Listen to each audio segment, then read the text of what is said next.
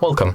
Today I am with JBL Xtreme 3 wireless speaker, and I will show you how you can switch on or switch off this device. That's very simple. Take a look. Currently our device is turned on. To turn it off, press power button once. As you can see right now, we are not connected because our speaker is turned off. To turn it on back, click on this power button one more time.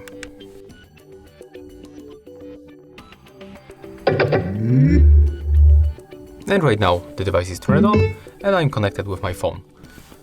If you have any problem, for example, you cannot turn off your device for some reason, you can perform the hard reset.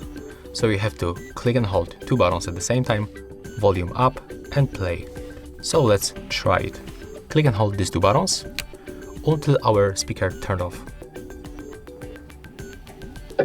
As you can see, right now our speaker is turned off and it's also not connected with my phone anymore. And that's it. If you find this video helpful, remember to leave a like, comment and subscribe.